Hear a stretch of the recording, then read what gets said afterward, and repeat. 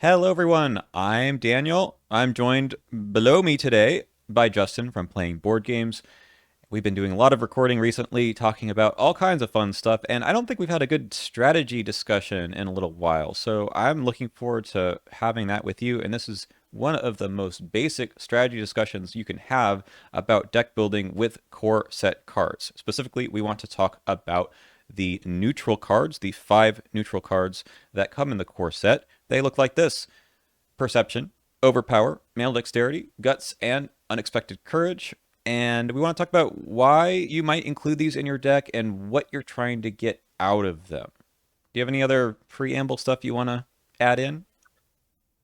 No, so I think these cards are kind of very interesting, and the reason why I think this discussion is going to be interesting is because I look at these cards a lot like Dodge, where I do think that there is, it's Travis always says there's that meme with like the people on the left, the people on the right, and like there's the line that goes up like this, and it's like the dummies on the left and the geniuses on the right, and it's the same thing like Dodge is good, right? Yep. It's like on each side, and the middle is like Dodge is bad, and I think these skills kind of fall into that same lineup where um, it's the same thing where like when you start these cards seem good, and then you eventually grow out of them, and then you eventually find yourself called back to these cards. And I think this is going to be a very fun discussion as to why I think that is the case. You took the words right out of my mouth. I was going to say the same thing, that when I first started, I played the heck out of these cards, not just because you have them and there's like, what, Hmm. four copies of them in the core set now, but also they seem like they do a lot. And then afterwards, you get distracted by other shiny objects, and you Yep. say, I don't have room for these cards. I'm not going to play skills in my deck anymore. And then later, you're like, maybe these are really Like, good. yeah. Maybe I actually want to put them Yeah, all in my yeah, deck. yeah. Maybe these are actually glue and not just like a tool to pass a test. Yeah. hmm So we're gonna break this down into a structure of when you might include them in your deck, what you're thinking about in terms of why do I choose which ones, and then we'll talk about how you actually use them in a game in terms of what's the strategy for using them. Are you using them to pass something immediately? Are you using them to think about the breakpoints in the chaos bag? Then we'll talk about the upgrades and maybe some other alternatives that you can do afterwards. So kind of an all-encompassing discussion, but I guess I'll start with the basic: what are these cards? They are neutral cards. They are skills. So you commit them to skill tests, and they pretty much just have that purpose of I'm using them to help pass a test. However, with the first four of them, Perception, Overpower, Manual Dexterity, and Guts, that are not really in the order they come in the core set, but here they are on the screen. They also have the text: if this test is successful, draw one card. So they're kind of a free card draw if you can pass the test, and those two icons are really huge for that. So you're using them to maybe get through your deck a little bit more quickly. Unexpected Courage is a bit different. It doesn't have that, but it makes up for the lack of card draw with the ability to commit it to any test. So uh, I also should not be remiss to say there's other text here that I often forget about. Max one committed per skill test, and that means that you can only commit one of them to a single skill test, and that's not just you. If anyone else chips in to commit a card to your test, they cannot commit a perception, for example, if you committed a perception. So that rarely comes up, but it's there, so Y- might as well mention y- it. Yeah, it mostly comes up with like unexpected courage is when I see it happens the most if it does happen. hmm so let's just talk about those two icons. I think this is a big part of the card at level zero. There aren't too many other ways to get a plus two, and plus two is huge in the game. Why is that? Well, big thing is most of the game, even if people will say otherwise, is designed for standard play. And standard's whole average difficulty is like being up two. So -2 is the most common thing you're going to see on a test. hmm Additionally, on standard, the highest modifier token is usually a -4. Well, I guess the lowest modifier token is usually a -4. And that means if normally you're already up two, +2 makes you up four. So it's kind of just like the math that existed from the start of the game, whether that have been done on purpose or literally just a happy accident that came up and like, was beautiful. But like that's why being up two is very relevant on standard difficulty. hmm And that's always important, and all of these cards can be put into any particular deck since they are all neutral. So that said, there's 5 of these, and if you want to put 2 copies of each in your deck, that's 10 cards in your deck, and you probably don't want to do that. That seems like a third of your deck is a lot, right? Yes, that would be too much. Hmm. Even after all we say in this video, do not let that be your takeaway. No. So let's start with which ones should I put in my deck? What are the considerations when I look at all 5 of these that I should keep in mind? What's your number one thing to think about? What am I doing? That is like the most important. I mean, that's the most important first question you should ask about any deck that you're building, right? What am I doing? Hmm. And then it kind of just cascades from there, right? So if I am the fighter and I'm going to be fighting, I'm going to immediately flag overpower as an option, right? I'm not going to look at perception because that's not my job, right? If I'm the clover, I'm going to look at perception, right? Because again, I'm trying to get clues. If I'm the flex, I want to be using book and fist. So maybe there's a case for both of those cards. For manual dexterity and guts, because they're defensive, or offensive if you're a rogue or a mystic, of course you can, because you're using those stats to do things. That also changes it. So like, what it's not only what am I doing, but how am I doing it, right? That comes in. If you're worried about defensive stats, that's also where manual dex and guts comes into play as well. But that's generally where I start for these. And I know I'm not talking about unexpected courage as much, because I think unexpected courage is different than these cards. Hmm. When I'm looking at that, my question usually starts with, "Am I a survivor?" Yeah, for unexpected courage. there The other are ones are 5 classes, and it's not. We'll talk about that more later, but it's not a coincidence that there is no obvious one for Survivor. yes, yeah, and like that's kind of the thing. So it's like that's where I start anyway. It's what am I doing? How am I doing it? And Hmm. then am I a survivor? Yeah. So, do you pick 2? Pick one? uh, I usually always on my decks take one if I'm like a focused, if I'm a specialist. Hmm. If I am a flex, I will usually take two. I'll usually take perception and overpower. I rarely take manual dexterity or guts. But this is always as a do as I say, not as I do, because if you are a new player, guts is very good. Just having some mythos phase protection, Hmm. and manual dexterity also in a pinch is okay, but not as good as duck as guts when you're just starting out. Yeah, I think some of the newer campaigns have trended more towards manual dexterity being almost as Mhm. good as guts in Yes. that manner. Like willpower is tested a lot in the early campaigns, and now agility a little bit more too. Hmm. So I also feel like you're using manual dexterity for something else, which is evading, right? Yep. Even if you aren't a rogue, you might put this in your deck because you think that this campaign cares about evading more. And that's Hmm. a basic action that usually you don't do much else with. You don't usually use other assets. You don't usually use um, an event, although that's starting to change too. Hmm. But a manual dexterity gets you over the hump where an evasion, a clutch evasion, really does change your turn. So I think it's reasonable if you have particular numbers in your base stats. So for me, I look at the numbers. Like if I have a 4 in 2 numbers, I'm going to take the 2 corresponding skill cards. So if I'm Ursula, right, I'll take perception and I'll take manual dexterity. Even though I might not be evading a lot, I probably will be doing that at least a few times. And I feel like getting it over to a 6 rather than a 4 is worth it.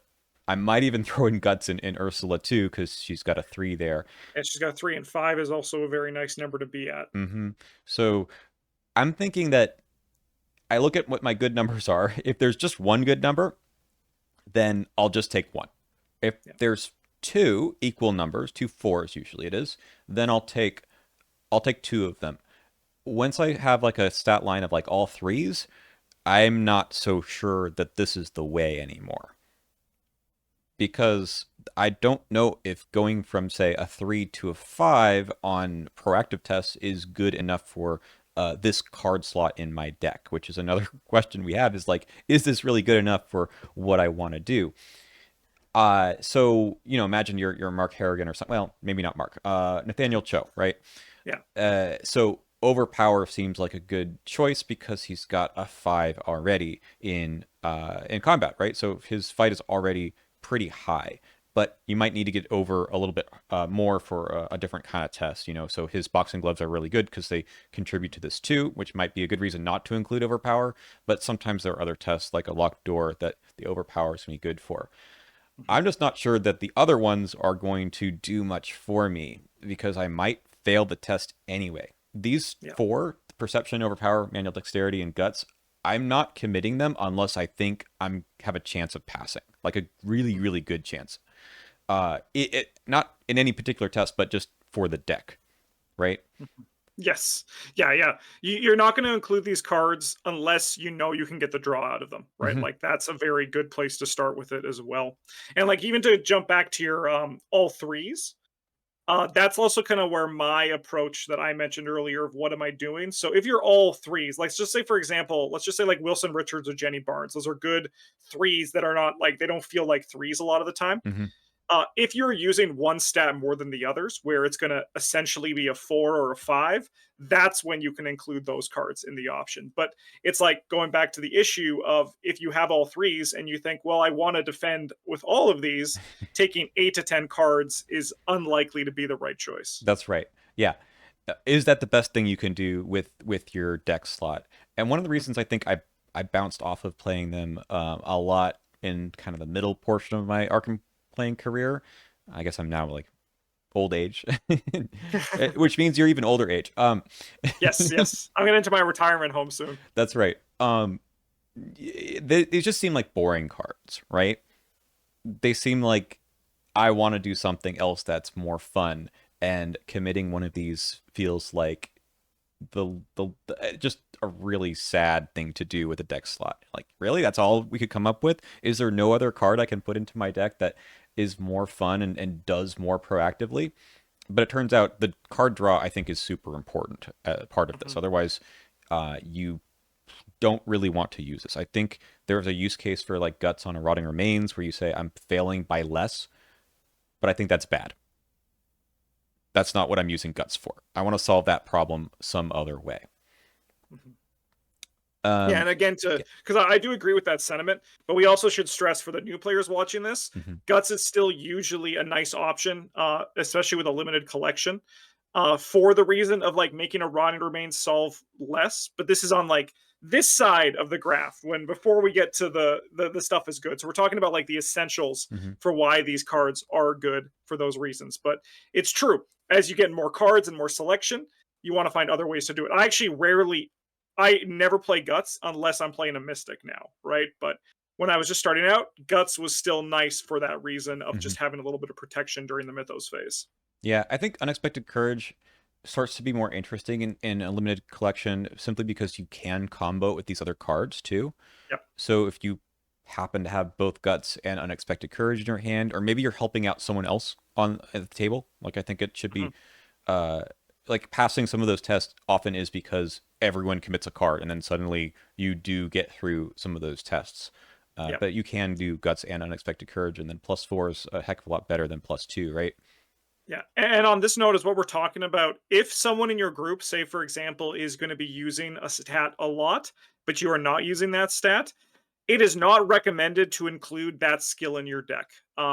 You should be building your deck to focus on yourself. And if they, for example, need to break down a door and you're Nathaniel Cho, you're like, well, I got this overpower to help you, which is a lot better than Nat Cho being like, here, Rex Murphy, use this perception, right? Like that's a Yes. lot better of a use case for the card slot in your deck. Yes, yes, absolutely. That's yeah. I wasn't sure where you're going with that, but then that example just made it super clear. So I hope that made it clear Mhm, to new players too. And unfortunately, the core set cards, the decks that are recommended, right, kind of have mhm. one of these in every deck. And yeah, like if I'm rolling banks trying to do an evade with manual dexterity, like you have something else you should do, right? And even Yes. tossing it to a Wendy on your team, like sure that could be good, but again, maybe this card should be a second copy of Overpower instead. Yes. Yes. Yeah, definitely. Yeah. Like even if you're playing like 4 players, you should switch the neutral skills around so they better suit everybody. Hmm. Like you'll probably have a better shot. Guts notwithstanding, just because guts is again just nice for the mythos phase. And I think everyone, even skids, can use it if we're just talking about the revised core, Hmm. right? But generally, Wendy Adams ain't gonna do much with an overpower, and I do not buy the excuse that they are teaching you how to discard to use her ability. No. I don't buy that for a second. Yeah. So we talked about a 3, and then you mentioned the skids with a 2. A Yeah, 2 is like okay. I think you yeah, can get over a lot of tests, or at least get close with a 2. You need mhm. something else, but this might be the another component. Like I'm not looking to Yes, probably put guts in a skids deck unless I really have to. But it's if yeah. you, yeah, go ahead. It gets scaled out quickly, right? Mm-hmm. So like if you have a limited collection, if you're looking at just your core set, Skids is going to want to play Guts because it's kind of like the option that you have. But then as soon as you get like another cycle and suddenly you have another card that helps you deal with it, it's going to be better than Guts in like a 2 stat number. So like we're talking about Skids here, but just generally Mm-hmm. on the idea of a 2 is too low to use these skills unless you are um limited collection, right? Like we're going to talk about later, but like Joe Diamond, notorious defensive weakling, right? Mm-hmm. I'm not looking at running guts or manual decks, but I'm going to look at the stuff that's like take the initiative that turns a 2 into a 3, which we're probably going to talk about later in the video. Yeah, that's exactly what I was going to say next. Was that for the imagine for a two-stated character that +2 isn't enough, but +3 actually is worth Yeah, running. So imagine instead that you have a 3 and you're getting +2 with the guts, it's kind of the same deal. So you're yeah, you're kind of moving those numbers off of one card and onto another, which is kind of a big deal when thinking about these cards in general. Like, what value are they giving you on one particular test? So I think the next part I want to talk about is there are some exceptions to all of this. Imagine you do have other cards that care about you committing skills, or your investigator mhm. ability cares about that in general. Then throw out almost everything we just Yes, yes, said. yeah, yeah. Now you 100%, yeah, now you've got a different tactic, right? And even this is true the reverse, right? So there may be a character that cares more about assets or events, and these go, right. You don't want to include as many skills when your deck should include more of those other types of cards. I mean, yeah, you could go down to like just one thing, like 2 copies of Overpower or something, just because you need to make room. But if you're, say, Silas, who has an ability to pull skills back if you fail, and you pretty yeah. much want to make lots of room for skills in your deck, you might think about running a number of these. Yeah, So with Silas right now, a level 0, I wouldn't blink. Overpower manual decks, unexpected courage. Upgrade out of the unexpected courage is probably the path for it, mhm, right? Like that's just like an easy thing. And it's on that same thing, right? Where we look at I think like Will York is a good example, kind of the same thing, right? Survivor, he might run overpower, mhm, right? Like he might. So I think that's like a how your investigator's ability can help shape the character, right? mhm. Yeah, Winifred, right, wants to commit Yes. skills. You might run all of these, maybe not guts, but you could. So Yeah. the added value you get from comboing with other kinds of cards. I mean, I'm not going to talk about practice makes perfect any more than right now, but that also encourages you to build in a way that isn't just what are the strengths of my numbers, right? Yes. Yeah. Min also probably run almost all of these. Yeah, she'll definitely. She's a survivor, so she passes the unexpected courage test. Hmm. Yeah. That's right. So yeah, I think that's about it as far as when you should and shouldn't add these. I think you most in players probably would get more out of these cards than they expect, just because if you haven't played them in a while, just because they do feel like glue, right? Yeah. Before we move on, I just want to drop one thing for this is not for the new players, but to go off this question of when should you run them. Hmm. I think the question that is actually uh, less common is when shouldn't you run them, and I think that's at the point I am with these skills, which is like usually one of them live in my deck when I'm playing, Hmm. just because they are glue, right? So yeah, that's why I think these cards are I've always loved them, but I'm the bias of the skill. But it is kind of the thing where, like, at this point now, it becomes when shouldn't I run them, which is going to echo off the thing you just said about the when it's your investigator is Dexter Drake, but even then you might still play guts, right? But like when you have like an asset or event focused investigator, Hmm. these might not make the cut. I should also mention solo play. Hmm. It is probably more Yep. likely to run more of them just to cover your bases a bit more, but that's different than in a 2 or 3 player game or 4 player even when we say don't cover your bases, right? Because Yes. someone else should do that. In Yep. solo, That's a great point. there's no one else, right? You still might not run them, not all of them, but they do a little bit more for you in solo. You need to be prepared for certain things, but I mean, I'm running a Joe Diamond deck right now. I do not have manual dexterity or guts because I don't think they are good enough. But I kind of, as I'm playing, I'm like, maybe I could. Yes. Yeah. Yeah. There are spots where you could. And I think with more scenario knowledge, more campaign knowledge, more experience with the game, you start thinking about I could use these and get away with actually using them in the right spot. But I think for a newer player, you don't. You just maybe add the unexpected courage over the say skill cards that would be towards your numbers that aren't so good. I think that will get you more in the long run than not. I've had some 100%. experiences, not just in solo, where I feel like unexpected courage itself is like, wow, +2 seems really good at that moment, but then you forget that this could have been something else in your Yeah. deck. But it always feels good when you have it. So any ways to get Yes. something like that is really good. Yeah. And that's why shorthand for the community, if you're new, +2 for a test is called an unexpected courage. Hmm. Even though like it's not, it's sometimes an overpower because you get +2 fist, but it's like the thing where a +2 is just good. Is it good enough for a skill without synergy? We'll talk about that as we get deeper into this video for Yeah. sure. Yeah. Okay. So part two. Let's say you are playing a scenario. When do I actually use these cards? And I think every person has perhaps a different play style or different opinion on what the thing is doing in their deck. But there's lots of possibilities, right?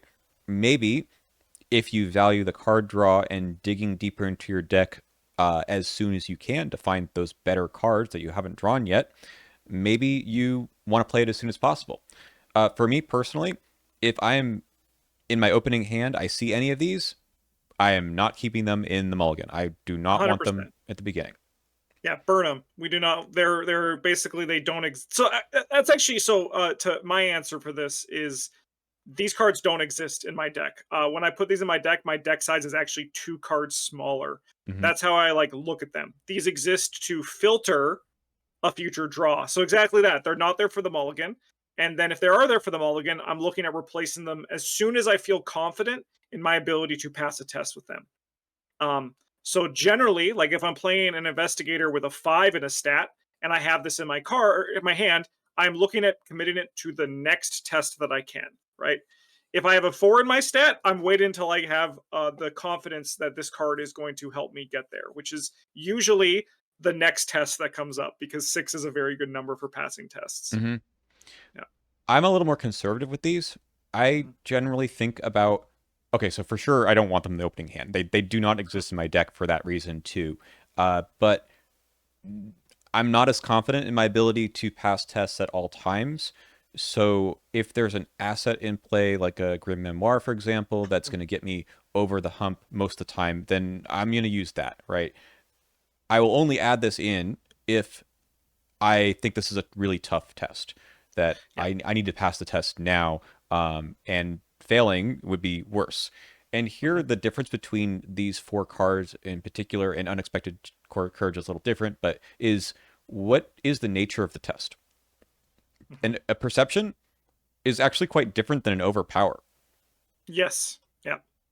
It looks like they're the same card, but they're not. And the reason why is because of the nature of the game with getting clues versus fighting enemies. Very rarely do you need to get a clue right now. It happens, but the difference between fighting an enemy and failing because you didn't commit the overpower and didn't get to that breakpoint in the bag, either that's all but the auto fail or some other number that you think is important at that moment, is really important. Think about in the first scenario of a lot of campaigns, you have like a 4 fight enemy out there, maybe a boss, right? Hmm. How do you get past that boss? If Yeah. you used your overpower early, to me anyway, it's a bullet in your gun essentially. Not the same Hmm. as an ammo right in the game, but I mean it's a thing that you used that you cannot use again later, barring other synergy, right? Hmm. So I'm thinking about how do I solve this problem that's going to come up? And maybe the answer is I need an overpower. Hmm. And I think that's like a very that's like where kind of like deck knowledge comes in too, right? Where like it kind of just changes from moment to moment. Because I agree, saving an overpower, especially in like scenarios 1 and 2 for a boss that might show up, is definitely like the way to go about it. You'll just have more consistency if you go there. Then I'm looking at like the later scenarios, and my idea is that I'm more likely to draw my card that is going to like help me with deal with the boss better than this overpower can. So it can kind of like evolve from scenario 1 to scenario 8, which is again why these cards, to go back to what I said earlier, are glue, Mhm. because the idea is that they just make your deck more consistent. So the perfect time to commit these cards can change depending on your deck, the scenario, and how the board is looking at the time. Because I agree, if you have a ghoul in play and you're shooting it with a gun or stabbing it with a machete, just committing your overpower likely isn't to get you there. Unless, of course, for example, maybe you're nat show and it means you're more likely you're going to trigger your boxing gloves Mhm. and you're going to like maybe find an event, or depending on what else you're holding in your hand. But if all you're staring down is with an empty hand with an overpower and a machete with a ghoul, but you know there's a boss coming, like the ghoul priest, for example, maybe hold back on your overpower at that time, right? So it's like one of those things where, as always, there's some flexibility, which is why these cards are nice for their power level. Yeah, it's really interesting to have to go through those discussions with you because which cards you have at any given moment can be, I don't want to say random entirely, but they really dictate your chances you're going to take on some of these tests. If you, like you're saying, with a machete and a basic ghoul, I just take my chances with that, right? You just Yep. figure that being up by two is good Three, enough, yeah, right? three, yeah, 3 or 2, yeah. You'll Hmm. you'll you'll make it work. You'll make it work. Yeah, yeah. Roland would be up three. Um, that that's fine, right? Save this for something that is scarier, which there probably will be. And Yes. and so, I think I made some mistakes, even recently where I use some of these cards that I'm just not going to get back again, and I realized later like, oh, this card was for that, right? There Hmm. was a Hmm. a basic investigate or something that I committed this to, but I didn't need to, a perception. I didn't need to. Really, I needed it for the four shroud location later, Yep. and Yep. drawing the one card didn't really help. So this is the weakness of these cards, right? Is they're kind of one time cards. They're like events, really. We kind of joke that they are zero cost events, or that skills are events that, or sorry, events are kind of like skills too. They kind of fulfill the same purpose of a limited use card. Yep. When I'd rather solve these problems by just being better at the test in the first place. Hmm. If I am, have an asset in play that gives me +1 for every test, like one of those tarot cards, that feels better than the perceptions to one test. It doesn't get you as Hmm. high, but like I feel like I can spam those tests and say, well, I'll pass one of these. I just don't need to use this more important card in my deck at this moment. Yeah. Yeah. Definitely. So the answer is, when do you use them? I think the answer is it's complicated, right? It's complicated, but so yeah. Generally, if we had to give some advice, if we are Arkham Horror content creators and we had to give advice for when to use them, Mm-hmm. I think when you're starting out, use them for tests that you need to pass, right? So, like, if you are investigating up to, you do not need to go to 4. If you are fighting an enemy without retaliate and you're up 2, you probably don't need to do your overpower. As soon as that boss shows up, as soon as there's a 4 shroud location, that's when you should generally look at starting to use these cards. As you get more advanced and more knowledgeable on your deck and as you upgrade cards, the that changes. So it becomes more, what could this be instead? Mm-hmm. Do I want this to be something else? And then the same thing applies. Do I need to use this right now? Do I need to find that thing? If I do not need to find it, I can hold this for the time being. Because realistically, as well, these cards have another nice little thing for them where, let's just say, for example, there is a treachery that makes you discard cards. Mm-hmm. These cards are probably the least bad to discard. You can just be like, I'll just discard this perception, right? So, like, it's kind of also a ward of protection, right? Like it has that kind of like ability to protect yourself in there as well. So like you can also hold those back to use those for those things as well. Don't bank on that because you can't control when cards are going to be discarded from your hands unless Hmm. again you're a Hmm. survivor. But like these are like the power that these cards can also have if you do hold them back to use them for big tests or important tests. Yeah, that's right. Yeah, I just want to underscore the importance that you mentioned, especially when you get more experience with the game, of knowing what your deck needs Yep. and that these cards can help you dig to get them. That is that's difficult, I think, to evaluate for many newer players, and I think it's sometimes even harder for us to evaluate about that's worth the trade off. But if you have some big important weapon or a an event or something that really makes your deck do the thing it's supposed to do, then it's worth using these as soon as you can, just because you're not going to find those cards with, I don't know, your basic upkeep draw all the time, right? Hmm. So yeah, I totally agree with you. But more experience lets you figure this out, I think. Yep. When to do it and when not to do it. But I've always felt much more comfortable on those tougher tests, especially when enemies have retaliate. That's so scary, right? Yep. At the end of a scenario, or you might just die, or you might not have enough Yes. actions, right, to get through those tests. To have Yep. something like an overpower in my hand to say, yeah, okay, this is how we solve this one. Okay, and yeah, that just to go back to the earlier point of, if you only have one overpower, right, and you need to do, say, 8 damage to a boss or more in one turn, maybe you need more than just one overpower, right? That's only going to pass you one test, so it feels a little bit not the solution, right, Hmm. to those problems, and you need to have something else. Maybe it's a combo with other skill cards, maybe it's other assets in play, maybe it's help with someone else. But the limitation for these is that they really are just one use, and the game often asks you to make more than just one for difficulty test in a scenario. Yep. Okay, that I think is most of what we can give as far as advice. So, what about later in the campaign? You mentioned, I think quite astutely, that they don't often survive level zero, or sorry, your early scenario 1 or 2 decks, because you can find a different solution. However, Hmm. the card pool does give you a upgraded version. Let's just take a look Hmm. at these. These come from the starter decks. That's the Nathaniel Cho, Harvey Walters, Winifred Havemuck, Jacqueline Fine, and Stella Clark decks. So you can put 2 XP into those cards and upgrade them. They're actually now in class, so not everyone can take them. So the Overpower becomes a Guardian card, which is very sad for Silas because he's on the art Yeah. and can't He would take love it. it. He would love it. He would. So you get they all give you an extra icon, Yep. and they have extra text that says that you draw an extra card, 2 cards instead, if you succeed by 2 or more. Interestingly, they don't give you the 2 icons to succeed by 2 or more. They just give you one. But now you've got a better chance of passing a bunch of tests. But maybe more importantly, the extra card draw is bonkers, I think. Yes. Yep. So I legitimately think these are some of the best cards in the game, for their experience cost and what they do. The level zero versions of these cards are playable in scenario 8. So having a better version means that they are hyper playable in scenario 8. Hmm. Um, the Mystic one in particular, Guts, is in my mind a must have, mostly due to the fact that um, the upgrading meta right now is using like down the rabbit hole, right? So then you can get this card for one experience just as like as you're upgrading, right?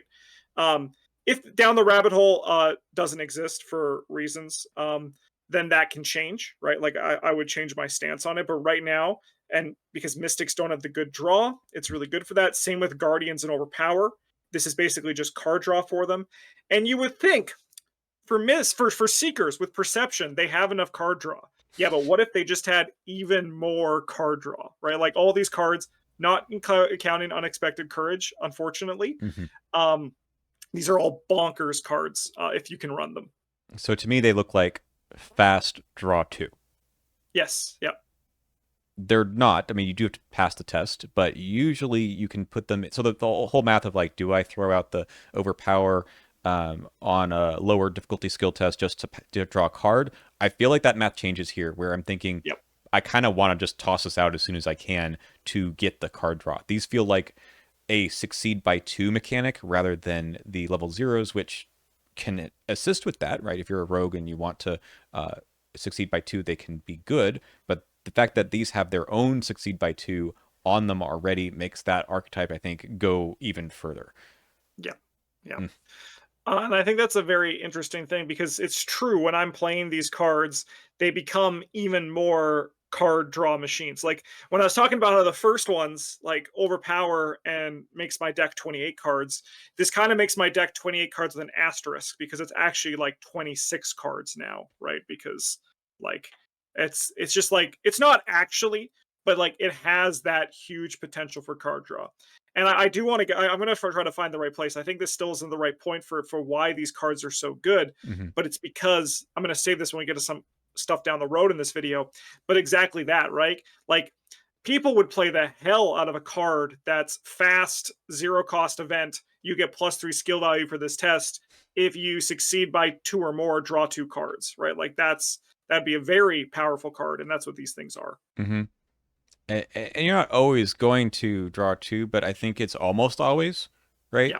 So it's good enough. Like I think that's you assume that it's in your deck because you're trying to get um the extra draw, which I think is better than the extra icon. Yep. Especially because I mean, later on in a campaign, the game scales a bit with you, right? Hmm. The tests generally are not more difficult, but the chaos bag is.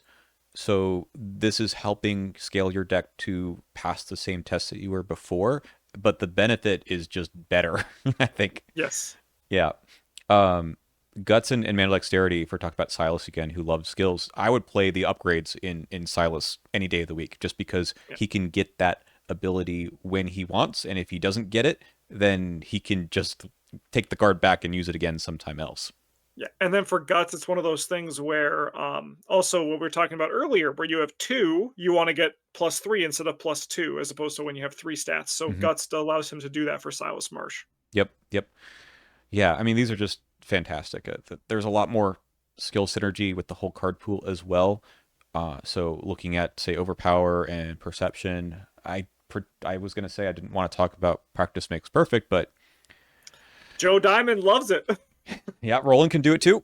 Yeah, Uh, roll. Yeah, that's kind of to me like the staple of the Guardian Seeker is that they can do a super practice makes perfect because they also get upgraded vicious blows and deductions, right? And then hmm you also throw these in there. It's just that's not what we're talking about in this video, but it is very relevant for especially these upgraded versions of the cards hmm because turns out playing them multiple times is very powerful because skill cards are balanced around being played multiple times. It's also why Amanda Sharp is very good at using both of these cards as well, My right? goodness, yeah. Yeah. Lastly, I think the other way to upgrade the earlier cards is to put something like Grizzly Totem 3, which kind of turns the level zeros into level twos, right? Yeah. Yeah. It gives you extra icon and then also draws you a card if you succeed. So upgrading these and that to level three just puts the whole thing on steroids. So Yeah. it gets a lot better. Yeah. Lastly, we didn't mention the little stepchild over here, Unexpected Courage, level two. Sorry, buddy. It's got its place, but man, it's It's a not the yeah, it's an same. archetype card, but it is not the same. No. It's no. It also it's at conflict with itself. Like it doesn't actually like it's just you're not going to play it commonly. Like you're going to play it in like one deck, and Yep. it's going to be fine. Yeah. Yeah, it's just doing something different. The fact that at level zero, Unexpected Courage doesn't have the card draw. I mean, it'd be bonkers if it did, right? But the fact that it doesn't is the reason why people don't play it that much Yeah. anymore. So the fact that this one is missing out on drawing two cards, I mean, it's kind of drawing one, sort of, maybe. It hurts it quite a bit. Yeah. Yeah, no, that's the downside. Like I would have actually been happy if this was just like 3 icons and it just drew one card. Like I'd be like, okay, I'm gonna play that in my survivors going forward. Hmm But that's the survivor way. If you're a survivor fan, you're kind of used to it. Yep. You got other options in Survivor nowadays. I think there's some other good Yeah, skill cards, but this one, it's here too. yeah. Yeah. So the other thing you can do is upgrade out and not have these guys in your deck at all. So in fact, I'm just going to get rid of them from the screen. Maybe we'll Bye. we'll talk about other ones.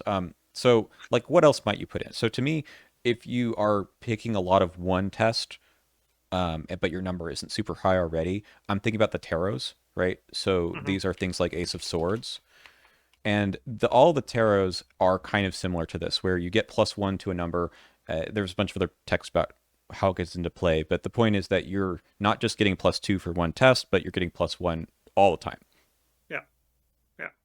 And this Uh, is a reasonable option. So, what are some reasons why you might go this route versus some other route, you think, or keeping the skills? I mean, I play Ace of Swords and the skills because then it changes the skill card. Like Mm, we're going to use Overpower as this example here. It changes the form of the card where it's card draw, right? Like it becomes not just necessarily I'm only here to pass a test, but it's I'm here to pass a test and also draw a card. Additionally, let's just say, for example, we don't get Ace of Swords in our opening hand and we have to draw through our deck. Ensuring that we have a way to do that while also still passing the test that we put Ace of Swords into our deck means that, for me, anyways, Overpower is still relevant in this situation. I think it's tough just because if I'm putting this in my deck after scenario one, what am I getting rid of? And often I'm cutting those skills just because I think I'm getting something better out of it. Maybe that's a mistake. Maybe you've got other options. I think it feels. I mean, you're right. They're different cards, and having Hmm. having the overpower effect on top of this is even better. But we can't have everything, right?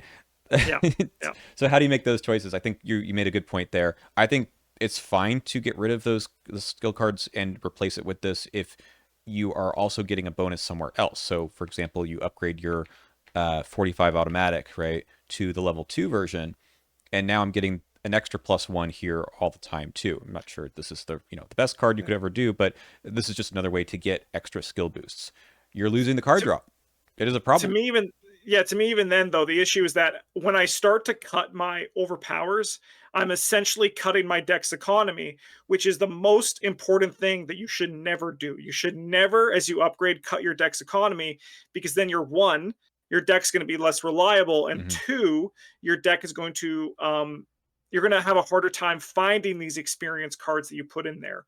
While these cards don't actually act as traditional economy because until you get to the upgraded version, they aren't replacing themselves. Also, they aren't like going card Positive, positive. yeah. They are still replacing themselves. They're cantripping, right? Hmm. So they're like, those are still very powerful effects. Like Magic the Gathering, there's a card that if it replaces itself, like that, like you're not actually losing value in the game. Like if you think of Arkham Horror as a competitive game, right? Where you're competing against the game. You're competing against the scenario. The scenario is another plane trying to beat you. If you are all of your economy, if or like all of your resources, if you start running out of them, you're gonna like fall behind. Hmm. Overpower allows you to pass a test while also making it so that you're not going down on resources. So that's why, for me, they're hard to cut unless I'm replacing them with actual direct economy to replace it because they kind of fill that spot in my decks. Hmm. I think that's true. You need to, but it's also possible at level 0 that you feel like you have enough economy, or maybe even too much. If you're a seeker, for example, and you mentioned this earlier, can you ever have enough card draw? Probably not, but you could afford to lose out on it in one part of your deck if you gain some other effectiveness in a different part of your deck. It's tricky. It is not always going to work. So I agree Yeah. with you. But maybe your deck or the campaign demands that you fill that part of your deck with something else. I don't know. I mean, we could go through all the card draw cards. We're not going to do that in this video, Mhm. but you'd have to seriously think about upgrading a different part of your deck to fill that problem. Maybe a way of Yeah. tutoring out these better cards in a different fashion, I think, is the way to go. And I mean, this is actually so. This is something that I was going to say for later, but I think this is a good time for us to talk about it. Even when it comes to cutting the economy in your secret, like say you have a lot of options. If you actually, I think this is my big push that I've been doing for Arkham Horror game theory. Hmm. Is the big reason why these skills are also so good is because they are active. You are actively winning the game while playing these cards. So when I'm looking at even have I have to cut an economy card because my economy is too good.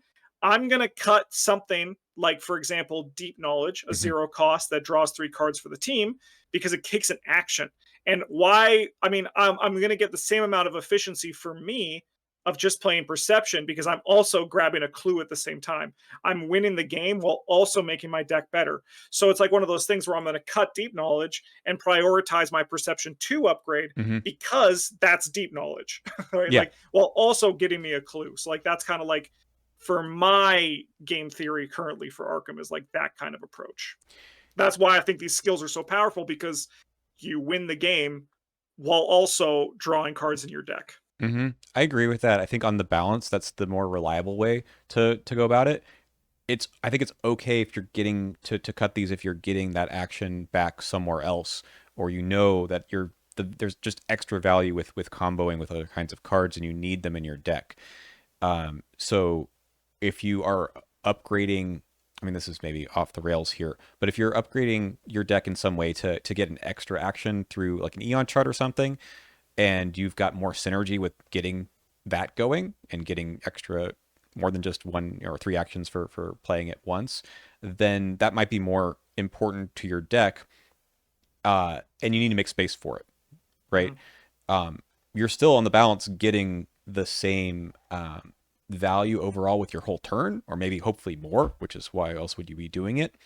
Uh, but you need to consider these trade offs because these cards will always get the job done. And I think that is a very important point of do I even upgrade out of these at all? I think it might be kind of boring not to most of the time, right? Because you play them in almost every deck and you want to try out some new shiny thing that came in your new box.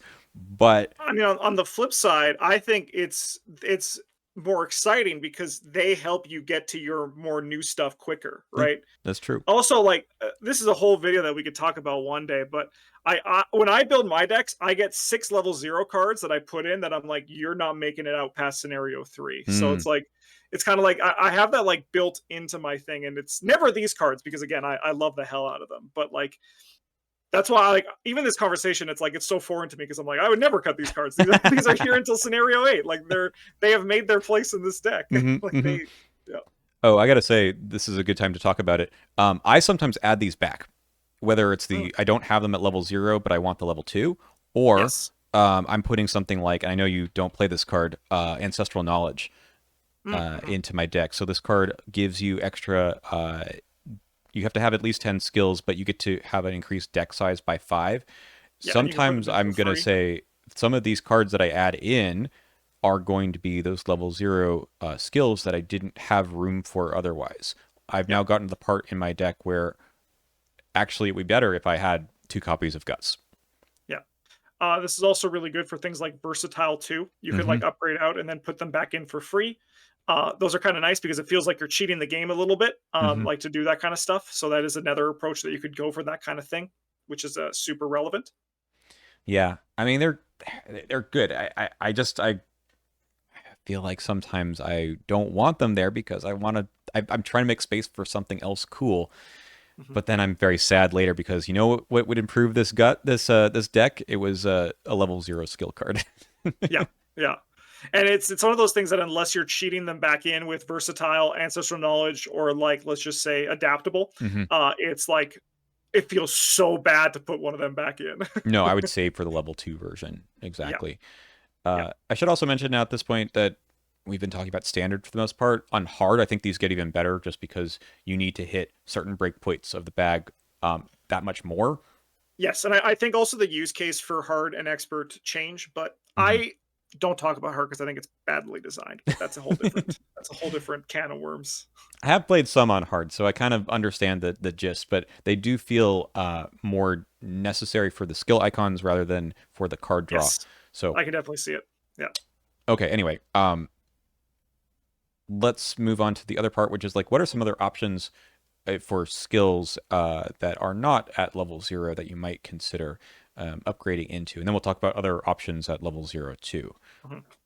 I'm not sure I can think of too many off the top of my head that I would For do. experience skills, Yeah. no, I can't think. Like I think most experience skills they start becoming cards that you are building around in other ways, right? So, or like they don't fill the same niche because, again, with these cards, I think at a certain point, especially when we get to the upgraded thing, they change from being about icons to being about card draw, right? They're like practically your card draw economy in your deck. Hmm. And these other cards, they don't really actually do that.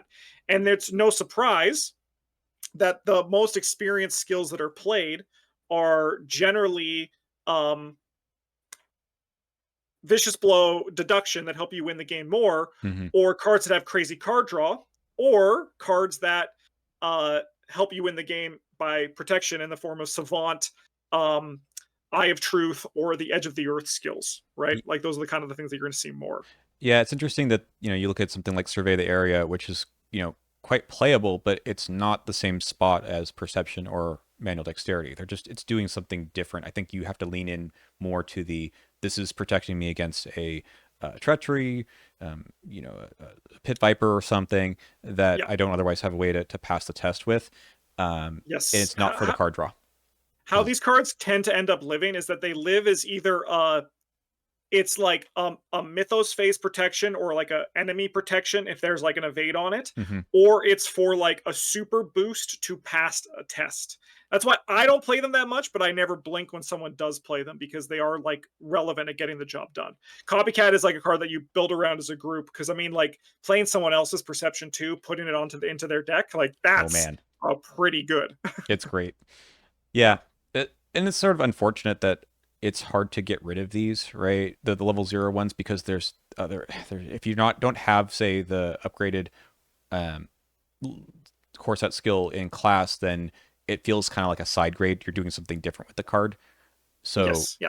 yeah, I mean, there's plenty of good skills here, but they feel a little different. I mean, the survivor ones are perhaps so the ones that are relevant here are something like Grizzled, which can get back into your hand from Yeah. the discard pile if you take that upgrade. I think that does a reasonable approximation of drawing a card in the idea of survivor. Mhm. Um, but that's not just doing that. Um, what else do we have here? I mean, unrelenting. I guess you could replace something that is. I I play Unrelenting, and most survivors that can play it, they want draw because Mhm. it is like if they have like skill synergy. Again, though, these other skills, I'll play Overpower in Yorick over Unrelenting because again, it's what you're doing, and the card draw is just like really nice because of that. Yeah, that's true. Okay, well, got some other new stuff that we don't need to talk about here too either that just does something different, right? Yeah. I mean, notably as well, I'm actually curious for that new Last Chance and Survivor, the one Oh, that sure. also now draws two cards. Like, I'm very curious to see how this one goes. I forgot about that. You're right. In the long term, because I think realistically, even if this actually might be upgraded unexpected courage. It costs one more, but like if you're committing this for two icons and you're drawing two cards, like that is probably pretty good. Hmm. It kind of reminds me of same level too. This is not that off the rails. So nothing left to lose. This is not a skill; it's an event. To me, kind of fixes the card lack of card draw on something like unexpected courage. Right? Yep. It's kind of meant to be draw five if you can get there. Um, so I like this as an economy card that comes in later to make up for the lack of it that you might have siding out something else at level 0. And, 100%. and kind of going back to the new last chance, it kind of whoop that's too many things. Um, it kind of does the same thing, right? You have to do something weird like get rid of all the cards in your hand, or at least a lot of them. But nope, this is last chance, Yep. but it's drawing you some cards. Yep. Hmm. Yeah, no, this one's very interesting too because I mean this is like where again I think the point of this conversation is that this is the closest to what we have to the original skills because it draws two cards. Um, but I'm curious. I have a little pin in this one. I'm going to be watching it and trying it out and just like a Silas deck where if I have four cards in my hand, am I still going to commit this and potentially Hmm. draw two off of it? Hmm. Okay. Yeah, no, I like that. It didn't even consider, I didn't even think about this card since it's so new in terms of the context of this video, but I love it. Yeah, yeah. I think it's the closest that we have in the upgrades. Another one is All In. It does cost 5 experience, but like that's the same sort of idea in the rogue class um, for the 5 cards that come with it. That's right. Um, it's very expensive though. It's very expensive. Yeah. Yeah. And you have to remove from the game if you play Taboo, which I think is a little weird, but that's okay. Yeah. Okay, so let's finish up by talking about other things and why you might choose those instead at level 0. I think the first ones to talk about are some skills that are similar. I think this will be pretty quick. So, skill cards like Curiosity, there's a whole cycle of these at level 0 in the Circle Undone that give you icons. They're just giving you a bunch of icons and potentially more. Usually, you're going to hope to commit something like this or Steadfast. I think these are the most likely ones that people use, Steadfast and maybe I think Curiosity. I think yeah, Curiosity definitely gets there, but I think like most of these you kind of live in the deck that you're playing, but I think Steadfast will Guardians will just generally run this Hmm. just to offer them some sort of Mythos protection. Another good example that we talked about earlier is Take the Initiative. Hmm. This is probably I think the most played Guardian like skill that can exist just because it is very good because it is 3 wild icons during the Mythos phase, which as we mentioned earlier, for anyone with 2 gets you to 5, and for people like Roland Banks, for his brain will get him to 6, or also just like whatever his foot score is. I think it gets him to 5. I think he has 2 Hmm. foot. He's got two. Um, Plus, yeah. if you need to use it during the investigator phase, you can go first and it's still +3. So it's very, Yep. very versatile. I think the fact that it has, 3 icons over Unexpected Courage, which only has two, makes this quite good Yes. and useful in any deck that could play it. So I like it a And lot as well. and we actually this going back to the up by 2, we actually see this working negatively for the game designers in the form of Promise of Power, Hmm. which the math all checks out, right? Were we talking earlier about how um, being up by 2 was important, but this puts in a curse token, so we need to potentially be only up by 2. We can't have this be worse than Unexpected Courage. But it turns out getting 4 icons is very, very good. So that's like kind of like we see for Take the Initiative and Hmm. Promise of Power, where having +4 is worth better, or even +3. Actually, like +3 is also still good. I think Promise of Power would still be played today if it was 3 icons. Hmm. Um, that's good enough to not replace itself. But 2, you need to have it replace itself or have another effect. That's right. That's Yeah. right. And I think, again, you can make up for that card draw elsewhere. Maybe the fact that this passes you the test is making up for the fact that you're not drawing the card. So it's huge, And I think. and it's one of those things to go back to what I was saying about how this is your economy for your deck. You're not playing Promise of Power. You don't look at this card and you say, this is my economy, right? But you can look at Overpower or Perception or Guts or Manual Dexterity and be like, this is helping me get through my deck quicker. I can count this as one of my economy cards. Hmm. Not actually, but actually. Okay. So there's a lot of those cards across the card pool. I think these are the highlights for sure. But Yep. then recently we have a new set of cards that might be worth talking about, which are the masks, which also give you a +2 and maybe more than just once. Probably more than once, I hope, if you're playing it Mhm. in your deck, and potentially like 4 or 5 times if you've put it in the right deck. They do cost you an action and a resource to put down first, and you're not drawing cards off of these, but many people are putting one of these, maybe two, like one copy literally, into their deck Yep. to just have another backup of, okay, I do need to pass tests, and sometimes ones I'm not as good at. This is giving me a lot of flexibility. Maybe I don't run those card draw cards, the overpowers and guts of the world, because I can kind of get there from these. Yep. So I think these are fine additions. I don't think they're replacements because again, they're not doing the goal of what these cards I think are actually at their best at, which Hmm. is filtering through your deck and getting through it. And it's good at helping you through those heavy tests, but is that enough? And also I do think that funnily enough, these masks I think there's a reason why the mask that I think is actually the strongest is Fox Mask. Hmm. Um, it's because you're using both those icons, and generally like that's kind of where like you want to I think be using both of these icons to really make them sing, because it's funny, I didn't think this was going to be the case, and it's kind of why this conversation is so interesting comparing it to these other skills. But like when I play Wolf Mask, I never use it for its fist function. because I'm already good enough, right? Hmm. Like I'm already like there. And then when I look at my overpower in comparison, I'm like, at that point, it transitions from you're helping me pass this test vert to you're helping me find something else. And Wolf Mask doesn't do that. No, right. So I feel like you need to be able to take advantage of both to really make these sing. However, I do think that they're a fine addition, but not a replacement to the level 0 skills. Yeah, I think I agree with that. I actually really like all of the masks except for the mouse mask, which I don't think you need.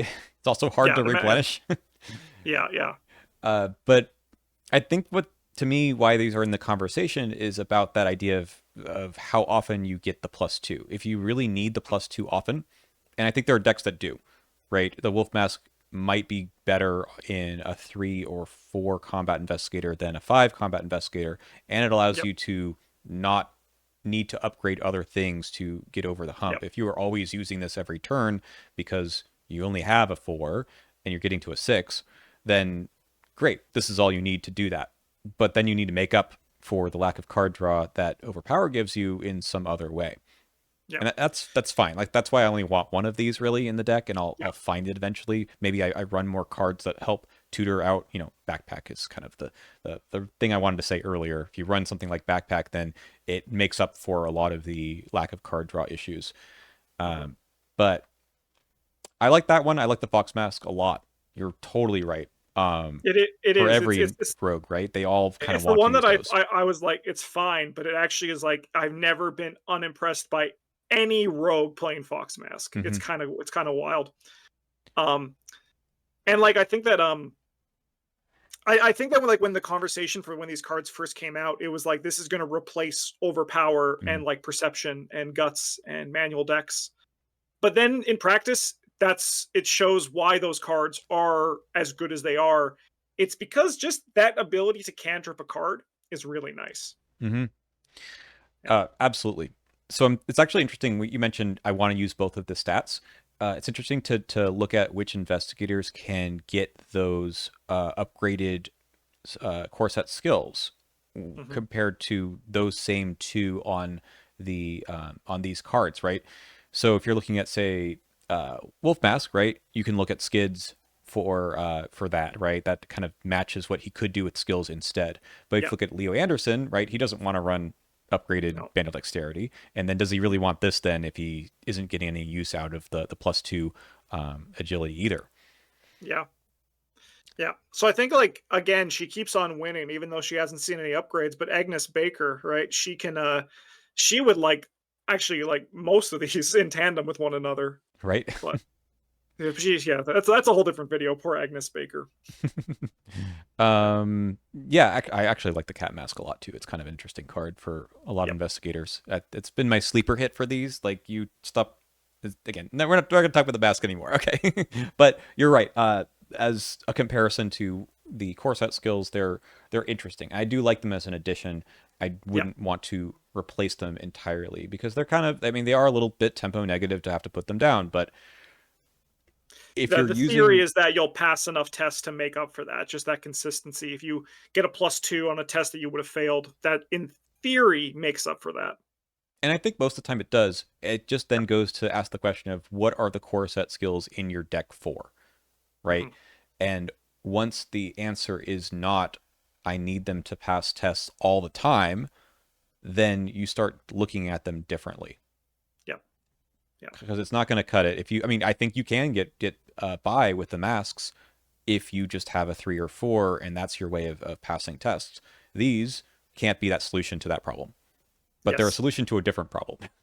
Yeah, so I think ultimately, like, what are these cards for? At a certain point, the icons don't matter. It's like your deck would be better. If you're relying on these in scenario 8 to pass tests, your deck has a problem, Yep. right?